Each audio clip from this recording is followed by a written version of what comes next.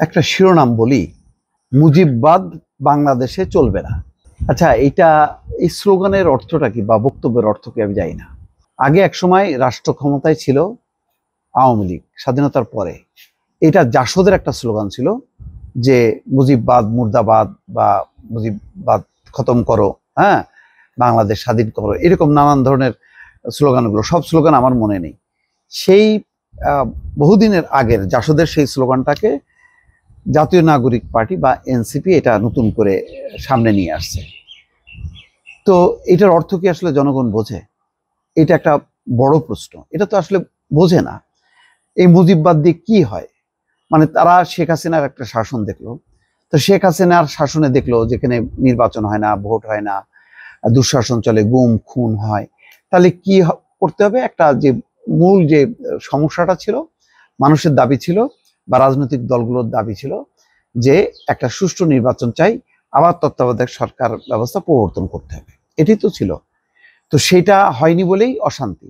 তো এখন ওইটা পুনঃপ্রবর্তন করলে তো হয়ে যায়, কিন্তু ওনারা যেটা বলতেছে যে মুজিববাদ নানা ছলে বলে মাথাচাড়া দেওয়ার চেষ্টা করছে। জানিয়ে নাহিদ বলেন, মুজিববাদ এই দেশে চলবে না। এই মুজিববাদী শক্তি দেশে একদলীয় শাসন ব্যবস্থা, দুর্নীতি, লুটপাট, ইসলাম বিদ্বেষ এবং দেশকে ভারতের কাছে বর্গা দেওয়া রাজনীতি করছে। এর বিরুদ্ধে রাজনৈতিক, সামাজিক এবং সাংস্কৃতিকভাবে প্রতিরোধ গড়ে তুলতে হবে। আসলে এগুলি সব চর্বিত চর্ম। এগুলি নিয়ে বহু রাজনীতি হয়েছে। একসময় বিএনপিও খুব প্রবলভাবে ভারত বিরোধী কথাবার্তা বলছে। তারপরে ইসলাম ধ্বংস হয়ে গেল, হ্যাঁ, মসজিদে উলুধ্বনি দেওয়া হবে, এই সমস্ত নানান রকম কথাবার্তা হয়েছে। এগুলি এখন আর চলে না। অচল রাজনীতিটারে সচল করার কেন চেষ্টা করতেছে আমি বুঝলাম না। আমি বারবার বলি যে এখানে মূল অসুখটা হচ্ছে ভোট কাউন্ট না হওয়া, অর্থাৎ আমার ভোট আমি দেব, এই বিষয়টা যতক্ষণ না প্রতিষ্ঠিত না হবে ততক্ষণ পর্যন্ত এখানে গণতন্ত্র, রাজনীতি, সুশাসন কোনো কিছুই প্রতিষ্ঠিত হবে না। ওইটাই হচ্ছে মূল চ্যালেঞ্জ। ওই জায়গাটা আসার পর তারপরে শাসন কাঠামোটা কি করা হবে না হবে সেটা পরের কথা। আজকে দেখেন এটা কোথায়, তারা সেই সুনামগঞ্জে যে সেখানে কথা বলতেছে, যেই কথাটা বলতেছে সেই জায়গার আমি জানি না সেখানকার চিত্র কি, কিন্তু সারা বাংলাদেশে আসলে এনসিপির এই যে পদযাত্রার মধ্য দিয়ে কি নতুন রাজনীতির উত্থান হয়েছে।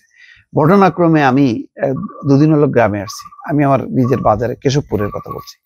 বাজারে যে জিজ্ঞাসা করলাম যেখানে কোন কোন দল আছে, তো যথারীতি সেই পুরনো বিএনপি, এখন আওয়ামী লীগ নেই, জামাত আছে। আমি বললাম এনসিপি, কোথায় এনসিপি? নামই নেই। নাম তো নেই, বরং বলছে এইসব ছেলেবেলে দিয়ে হবে না। তার মানে নেগেটিভ অ্যাটিটিউডটা অলরেডি ডেভেলপ করছে মানুষের মধ্যে। এবং কোথাও আমি যাই না, মানে আমার তো সারা বাংলাদেশ ঘোরা নাই। একবার যদি ঘুরতে পারতাম আমি বুঝতে পারতাম আসলে কার অবস্থাটা কেমন। আমি খুব নৈর্ব্যক্তিক ভাবে এই বিষয়গুলি অনুধাবন করতে পারি, এটা এই কনফিডেন্সটা আমার আছে। তো এখন দল নাই, কিছু নাই, কিন্তু এমন সব কথাবার্তা বলতেছে, মানে কোন ধরনের শাসন ব্যবস্থা তারা করতে চায় সেটা যদি ব্যাখ্যা না করে মুজিববাদী একদলীয় শাসন ব্যবস্থা, উন্মুক্ত তমুক, এই শাসন ব্যবস্থাই তো গণতন্ত্র ছিল। 91 নির্বাচনের পর আমাদের একটা গণতান্ত্রিক ব্যবস্থা ছিল, কিন্তু মানে কিভাবে নষ্ট হলো? নষ্ট হলো তখনই যখন নাকি নির্বাচনটা ঠিকভাবে হচ্ছিল না।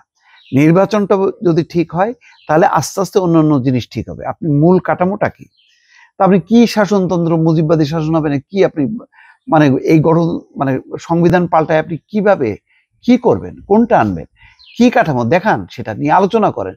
না হয়ে আপনি এখন আওয়ামী লীগ বিতাড়িত, তার কোনো অস্তিত্ব নেই, আপনি বারবার ওই আওয়ামী লীগের বিরুদ্ধে আজান দিতেছেন। এই আজান দিয়ে তো লাভ নেই। তো ফলে এমন সব কথাবার্তা বলতেছে যার আগা মাথা নাই। স্লোগান ইনকলাব জিন্দাবাদ, ইনকলাব জিন্দাবাদ, হঠাৎ করে এই মানে লাইনটা কোথা থেকে আসলে, এর অর্থটা কি? ইসলাম নিয়ে এখানে টানাটানি হচ্ছে, কিন্তু ইসলামী নামে তো দল আছে, সেটা জামাতে ইসলাম, ইসলামী আন্দোলন যথেষ্ট আছে। এনসিপিটা কি? এনসিপি তার নিজস্ব রাজনীতিটা কি? এটি তো আজ পর্যন্ত বুঝতে পারলাম না। দর্শক ভালো থাকবেন, আল্লাহ হাফেজ।